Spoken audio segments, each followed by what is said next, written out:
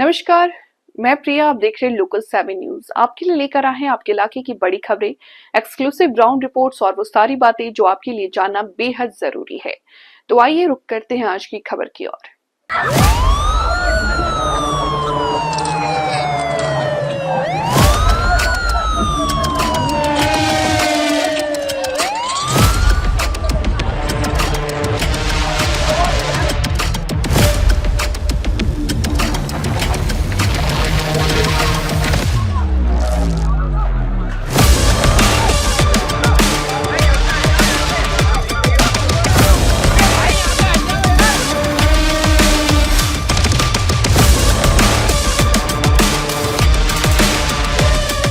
नमस्कार, आप देख रहे हैं लोकल 7 न्यूज और मैं हूं प्रिया। भारत की राजधानी दिल्ली से एक दिल दहला देने वाली खबर सामने आई है। ऐतिहासिक लाल किले के पास कल शाम एक भीषण विस्फोट हुआ है। इस हादसे में कम से कम 9 लोगों की मौत हो गई है, जबकि कई अन्य घायल हैं। विस्फोट इतना जबरदस्त था कि आसपास के इलाके में हड़कंप मच गया। कई वाहन जलकर खाक हो गए और इलाके में दहशत का माहौल है। पुलिस और फायर ब्रिगेड की कई टीमें तुरंत मौके पर पहुंची। घायलों को पास के एलएनजेपी अस्पताल में भर्ती कराया गया है, जहां कई की हालत गंभीर बताई जा रही है। इस पूरे हादसे पर देश भर में शोक की लहर है। प्रधानमंत्री नरेंद्र मोदी ने इस कायराना हरकत की कड़ी निंदा की है और कहा है, दोषियों को किसी भी सूरत में बख्शा नहीं जाएगा। वहीं गृह मंत्री भी तुरंत एलएनजेपी अस्पताल पहुंचे और घायलों का हालचाल जाना। सरकार ने घटना की गंभीरता को देखते हुए एक उच्च स्तरीय जांच समिति गठित कर दी। दिल्ली पुलिस, एनआईए और स्पेशल सेल की टीमें मौके पर जांच कर रही हैं।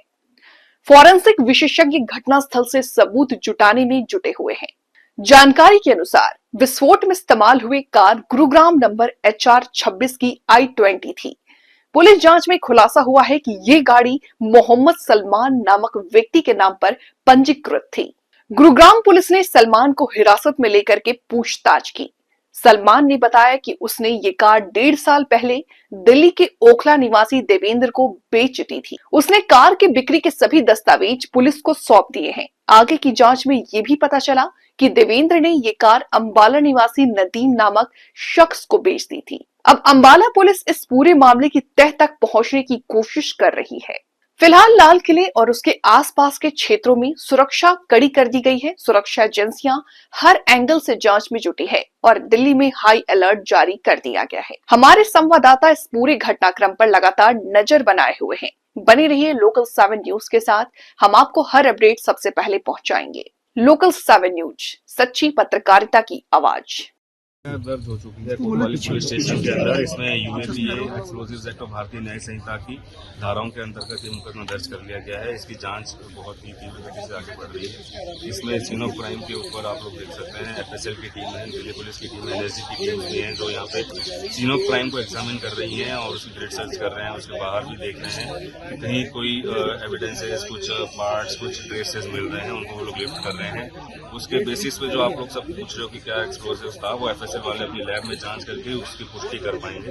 तो अभी इसके अलावा और कोई भी फैक्ट जो है वो बहुत ही प्रीमेच्योर है उसके बारे में बताना। Investigation is on going. There are many agencies of Delhi police and other agencies are working on it and all of that has to be collated to come to a logical conclusion and that will take time and in due course we will update you. Car के owner की कुछ जानकारी दूर से देख के अंदाजा लगा सकता है आदमी बहुत बड़ा हादसा है, कोई छोटा हादसा नहीं है। और बताने भैया आपको लगता है सीएनजी ब्लास्ट था? सीएनजी सर, अगर ये सीएनजी ब्लास्ट होती तो एक गाड़ी में ब्लास्ट होता। ये सीएनजी ब्लास्ट होता तो एक गाड़ी में होता, ना के 10-15 गाड़ियों में होता।